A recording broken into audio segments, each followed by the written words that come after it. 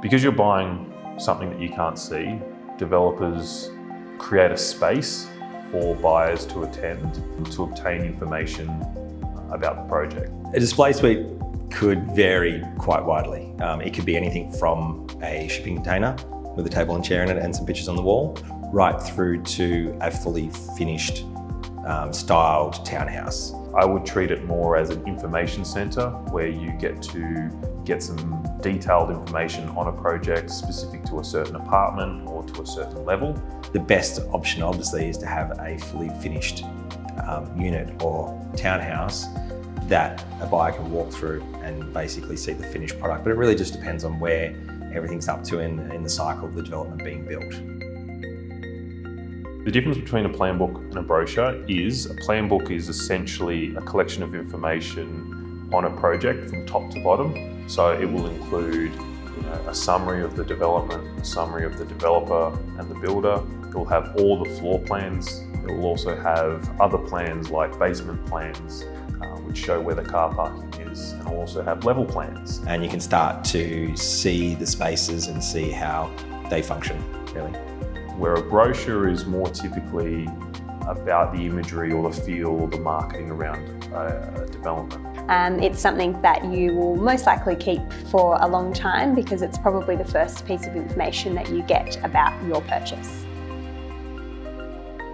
So a render is generally a computer-generated image of the development as a whole or internal images, but it is computer-generated. So it's not a photo. Sometimes they look like photos, but it's not a photo.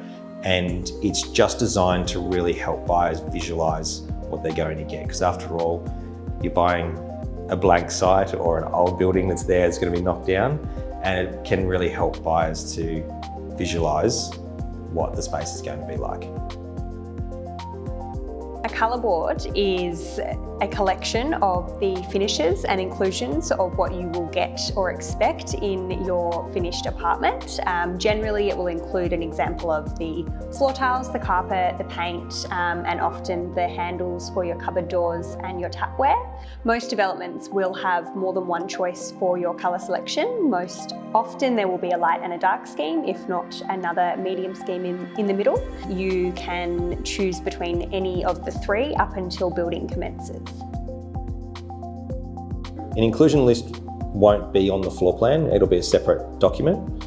It will usually be found in the plan book though, and it will break down basically the general inclusions from the development as a whole and something that all of the apartments or townhouses have. And then it'll start to talk about in more detail what will be in each living space within the dwelling. So you'll start to understand what the flooring is going to be, the lights, how many power points, and then all of the appliances and fixtures and fittings that are being used as well.